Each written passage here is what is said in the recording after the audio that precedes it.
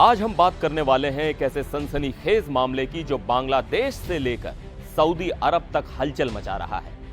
एक पूर्व beauty queen, एक सऊदी राजदूत, हनी ट्रैप, ब्लैकमेलिंग और $5 मिलियन की उगाही का आरोप। लेकिन रुकिए, कहानी में ट्विस्ट भी है।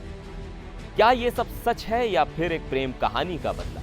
आइए इस जटिल मामले को समझते हैं। नमस्कार, मैं हूं सिद्धार्थ प्रकाश। ये कहानी शुरू होती है ढाका, बांग्लादेश से। यहां की मशहूर मॉडल और 2020 की मिस अर्थ बांग्लादेश मेघना आलम अचानक सुर्खियों में आ गई। वजह, उन पर ढाका में सऊदी अरब के पूर्व राजदूत को हनी ट्रैप में फंसाने और $5 मिलियन यानी करीब 43 करोड़ रुपए की उगाही करने का आरोप लगा है। लेकिन मेघना का कहना है कि यह सब झूठ है और असल में राजदूत ने उन्हें शादी का प्रस्ताव दिया था। बांग्लादेश पुलिस का कहना है कि मेघना आलम और उनके करीबी सहयोगी दवान समीर के साथ 2-3 और लोग मिलकर एक बड़ा प्लान बना रहे थे।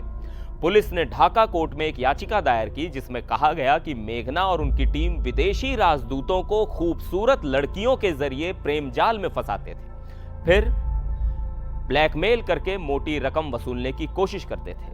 पुलिस ने यह भी कहा कि मेघना की हरकतों से देश की सुरक्षा खतरे में थी और बांग्लादेश के आर्थिक हितों को नुकसान हो रहा था। लेकिन यह इतना सीधा नहीं है।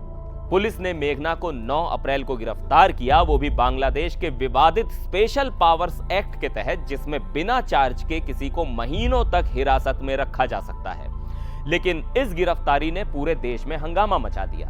क्यों? क्योंकि मेघना को रात में उनके घर से पकड़ा गया और वो उस वक्त फेसबुक लाइव कर रही थी।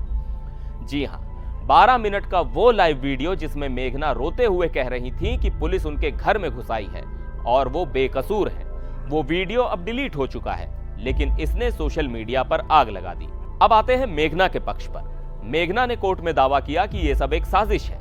उनका कहना है कि सऊदी राजदूत ने पहले उनसे संपर्क किया और एक रिश्ता शुरू करने की बात कही।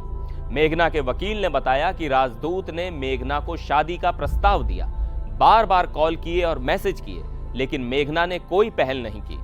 मेघना के पिता बदरुल आलम ने भी यही बात कही। उन्होंने बताया कि उनकी बेटी ने राजदूत का प्रपोजल इसलिए ठुकरा दिया क्योंकि वो पहले से शादीशुदा थे और उनके बच्चे भी थे। मेघना ने कोर्ट में बिना वकील के अपनी बात रखी और अपनी गिरफ्तारी को गैर कानूनी बताया। उन्होंने कहा कि वो निर्दोष हैं और उन्हें फंसाया जा रहा है। लेकिन ये कहानी और पेचीदा हो जाती है। कुछ रिपोर्ट्स में कहा गया कि सऊदी राजदूत इस स्कैंडल के बाद बांग्लादेश छोड़कर चले गए और सऊदी दूतावास वो इस मामले पर चुप्पी साधे हुए है। अब सवाल यह है कि इस मामले का असर सिर्फ मेघना और राजदूत तक सीमित नहीं है। बांग्लादेश और सऊदी अरब के रिश्ते भी दांव पर हैं। सऊदी अरब बांग्लादेश को भारी मात्रा में आर्थिक और मानवीय मदद देता है और हां, 20 लाख से ज्यादा बांग्लादेशी कामगार सऊदी अरब में काम करते हैं, जो बांग्लादेश की अर्थव्यवस्था के लिए बहुत बड़ा योगदान है। बांग्लादेश की अंतरिम सरकार, जिसके मुखिया हैं मोहम्मद यूनुस, किसी भी हाल में सऊदी अरब से रिश्ते खराब नहीं करना चाहते। लेकिन इस मामले ने मानवाधिकार संगठनों को भी सड़कों पर ला दिया है। एमनेस्टी इंटरनेशनल ने बयान जारी कर कहा कि मेघना को या तो किसी ठोस अपराध में चार्ज किया जाए या फिर रिहा किया जाए। बांग्लादेश की अंतरिम सरकार के कानूनी सलाहकार आसिफ नजरुल ने भी माना कि मेघना की गिरफ्तारी में सही प्रक्रिया का पालन नहीं हुआ। इस मामले ने बांग्लादेश में जनता का गुस्सा भड़का दिया। सोशल मीडिया पर लोग सवाल उठा रहे हैं, क्या मेघना को सिर्फ इसलिए निशाना बनाया गया क्योंकि उन्होंने एक ताकतवर शख्स के खिलाफ आवाज उठाई? कई लोग मेघना को सपोर्ट कर रहे हैं तो कुछ का कहना है कि वो और उनकी टीम सचमुच एक ब्लैकमेलिंग रैकेट चला रहे थे। बांग्लादेशी अखबार प्रोथम आलो और डेली स्टार ने भी इस मामले को बड़े पैमाने पर कवर किया है। और हां, एक और ट्विस्ट, पुलिस ने मेघना के साथ साथ दवान समीर को भी गिरफ्तार किया है, जो एक मैन पावर एजेंसी का मालिक है। पुलिस का दावा है कि समीर इस हनी ट्रैप और ब्लैकमेलिंग रैकेट का मास्टरमाइंड है। लेकिन क्या यह सच है या फिर यह सब मेघना को चुप कराने की साजिश है?